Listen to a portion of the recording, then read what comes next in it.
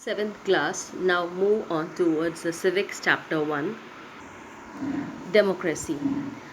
Democracy के बारे में आपने पहले भी पढ़ा है, बट यहाँ पे हम थोड़ा सा डिटेल में पढ़ेंगे इसको और कंपेयर करेंगे कि Y democracy is better than other forms of government. Other forms of government कौन कौन सी है उनको समझेंगे, और डेमोक्रेसी की इम्पोर्टेंस क्या है हमारे लिए and why it is always a good option to choose. तो सबसे पहले हमें देखना है what does democracy mean, democracy का मतलब होता क्या है। The term democracy is derive from two Greek words, ये दो Greek words demos plus kratos को मिलाकर बना है। डेमोस का मतलब होता है पीपल एंड क्रेटोस का मतलब होता है रूल और द गवर्नमेंट। यानी डेमोक्रेसी का मतलब क्या हुआ, the true essence of a democracy is the rule of people और देयर रिप्रेजेंटेटिव, यानी लोगों का रूल या लोगों के द्वारा चूज किए गए रिप्रेजेंटेटिव्स का, जो उनके बिहाफ पे रूल करेंगे उनका। In a democracy people have the power to elect their leaders, यहाँ पर पूरी पावर जो होती है वो लोगों के पास होती है to choose their leader. Thus they participate in the process of governance, यानी हम कह सकते हैं कि लोग जो प्रोसेस है गवर्नेंस का, गवर्निंग करने का, उसमें डायरेक्टली या उनके इलेक्टेड रिप्रेजेंटेटिव्स के ज़रिए पार्टिसिपेट करते हैं।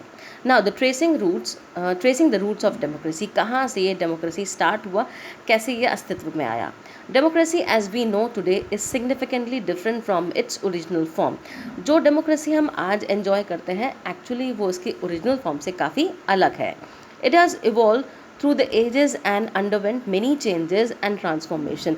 ये काफ़ी सालों पहले स्टार्ट हो चुका था और टाइम के साथ इसमें काफ़ी सारे बदलाव आए हैं। Around 6th century BCE, India witnessed an early form of democracy in the form of small states called Mahajanpads. India में 6th सेंचुरी के आसपास में सबसे पहले डेमोक्रेसी की शुरुआत हुई थी। ये छोटे छोटे स्टेट्स के तौर पे हुई थी जिनको महाजनपद्स कहा जाता था।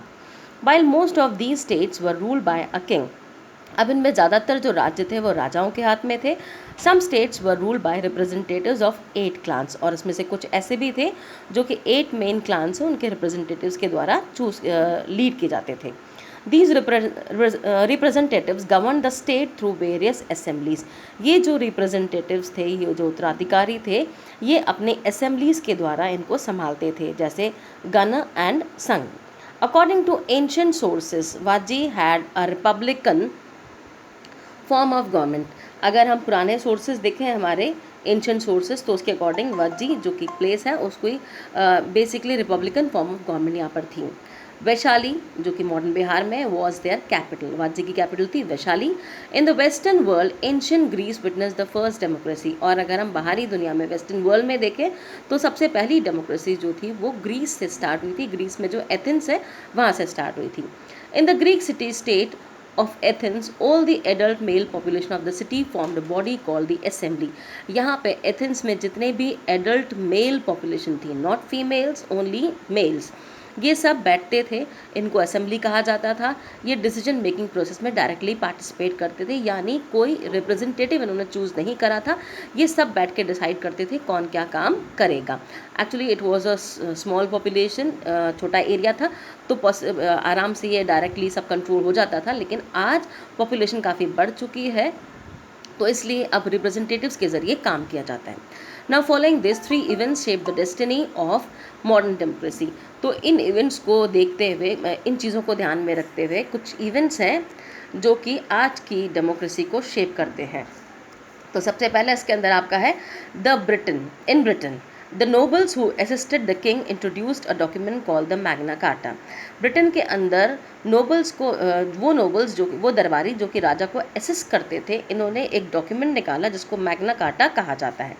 इस मैग्ना कार्टा के according limiting the power of the king, जो राजा की पावर है उसको लिमिट किया जाएगा। It was written by a group of 13th century nobles to protect their rights and property against the monarchy. ये बेसिकली 13th century के जो नोबल्स थे, उनका जो ग्रुप था, उन्होंने बनाया था। उसमें इस मैग्ना कार्टा के ज़रिए उन्होंने अपने राइट्स को प्रोटेक्ट करा है, अपनी प्रॉपर्टी को मोनार्की के, किंग्स रूल के अगेंस्ट प्रोटेक्ट करने के लिए ये बनाया था। फिर है the British colonies in north America declare themselves independent from Britain in 1776। फिर एक टाइम था जब अमेरिका के अंदर भी 13 कॉलोनीज थी ब्रिटिशर्स की, और 1776 में ये लिबरल हुए। फ्रांस के जो किंग थे लुई 16, उन्होंने इनको हेल्प करी थी लिबरल करने के लिए। और उसके बाद इन्होंने and adopted a democratic constitution in 1787। इन्होंने अपने लोगों के लिए डेमोक्रेटिक कॉन्स्टिट्यूशन सेटअप करा 1787 में। जो नई गवर्नमेंट बनाई उन्होंने बिल ऑफ राइट्स अडॉप्ट करा अपने लोगों के लिए, जिसमें लोगों के सिविल राइट्स लिखे हुए थे, मीन्स इट्स अ गारंटी। उसके बाद soon after in 1789, taking inspiration from the British colonies, there was a revolution in France which transformed power from the kings and nobles to the common people. उसके बाद क्योंकि France ने help करी थी तो America से इंस्पायर होकर France के लोगों ने भी जो उनका पॉलिटिकल सिस्टम था, जो उनकी फ्रेंच सोसाइटी थी, किंग रूल था, उसके खिलाफ रिवोल्ट करा और अपने लिए जो था कॉन्स्टिट्यूशन बनाया। This led to the establishment of French republic based on the principles of liberty, equality and fraternity. और उसके बाद जो फ्रेंच रिपब्लिक बना उसके जो बेसिक प्रिंसिपल्स थे वो थे लिबर्टी, इक्वालिटी एंड फ्रेटर्निटी। तो ये 3 इवेंट्स थे जिन्होंने मॉडर्न डेमोक्रेसी को शेप करा है। एक तो ब्रिटेन का मैग्ना कार्टा, दूसरा बिल ऑफ राइट्स जो कि अमेरिका ने अडॉप्ट किया था, तीसरा फ्रेंच रिवॉल्यूशन। अब इसके बाद जो अगला टॉपिक है that is freedom and democracy. Freedom और डेमोक्रेसी का मतलब क्या है, why they are important. Most countries of Asia and Africa had been colonies of European powers such as Britain, France, Italy, Holland and Germany. जितनी भी countries, हम ज़्यादातर जो कंट्रीज़ एशिया अफ्रीका की देखते हैं, यहाँ पर कभी ना कभी यूरोपियन पावर्स का रूल हुआ करता था। These colonies waged long struggle for freedom from foreign rule, और काफ़ी लंबा स्ट्रगल इन कॉलोनीज़ ने करा था अपने फ्रीडम के लिए। After the end of the Second World War in 1945, 1945 में सेकेंड वर्ल्ड वॉर के एंड के साथ ही many countries gain independence from colonial rule. काफ़ी कंट्रीज इस कॉलोनियल रूल से आज़ाद हो गई थी। Various factors such as end of supremacy of the European nations, emergence of USSR and USA as major powers, and the formation of United Nations helped the colonies in breaking the shackles of foreign rule. इसी के साथ में काफ़ी सारी जो situation थी, conditions थी Europe के अंदर, वो चेंज हुई। यूएसएसआर, यूएसए मेजर पावर्स के तौर पे उभर कर सामने आए। यूनाइटेड नेशंस फॉर्म हुआ, उसकी वजह से फॉरेन रूल में भी काफ़ी बदलाव आए। After achieving independence, most of these Asian and African countries adopted a democratic form of government. आज़ादी मिलने के बाद ज़्यादातर एशियन और अफ्रीकन कंट्रीज़ ने डेमोक्रेटिक सेटअप को अडॉप्ट करा, यानी किंग्स रूल या जो मोनार्की, एब्सोल्यूट मोनार्की या कॉन्स्टिट्यूशनल मोनार्की है या डिक्टेटरशिप, इन सबको रिमूव करते हुए डेमोक्रेसी की तरफ ध्यान दिया। India became free from British rule in 1947। ऐसे ही इंडिया भी आज़ाद हुआ 1947 में against the British rule. She chose to be a democracy and continues to be the largest democracy in the world. हमने भी डेमोक्रेसी अडॉप्ट करी और आज भी हम दुनिया की सबसे बड़ी डेमोक्रेसी माने जाते हैं। सबसे बड़ी डेमोक्रेसी इसलिए क्योंकि किसी भी डेमोक्रेटिक कंट्री में इतनी आबादी नहीं है, इसलिए लार्जेस्ट डेमोक्रेसी है इंडिया।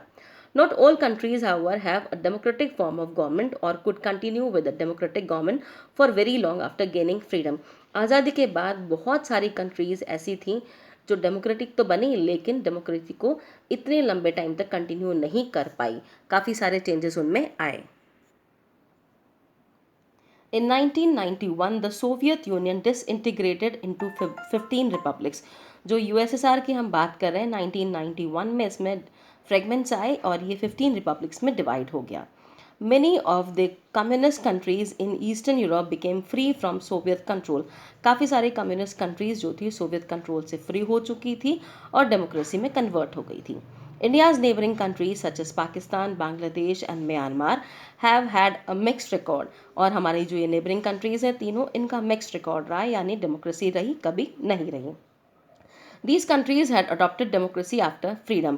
इन्होंने भी डेमोक्रेसी अडॉप्ट करी थी। However, they have experienced dictatorship following a military coup or uprising.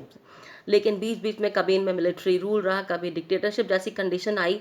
Bangladesh and Myanmar have made a transition from army rule to democracy. और बांग्लादेश और म्यांमार में तो आर्मी रूल से डेमोक्रेसी की तरफ ट्रांजिशन रहा है। गुड टू नो देखते हैं। Myanmar previously known as Burma had been a democracy after gaining freedom in 1948। Myanmar, जिसको पहले बर्मा के नाम से जाना जाता था, ये 1948 में आज़ाद हुआ। उसके बाद उन्होंने डेमोक्रेसी अडॉप्ट करी। After a military coup in 1962 the country was under the rule of military leader. फिर मिलिट्री कूप 1962 में, उसके बाद से कंट्री में मिलिट्री लीडर का रूल रहा। दो elections were held in 1990, elections हुए 1990 में। The military leaders did not accept the result, लेकिन मिलिट्री लीडर्स ने इस रिजल्ट को मानने से मना कर दिया।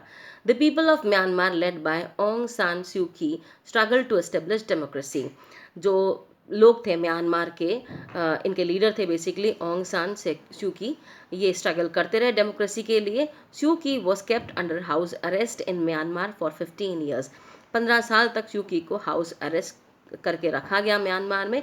She receive the Nobel peace prize in 1991, और अपने स्ट्रगल के लिए इनको नोबेल पीस प्राइज से भी सम्मानित किया गया 1991 में।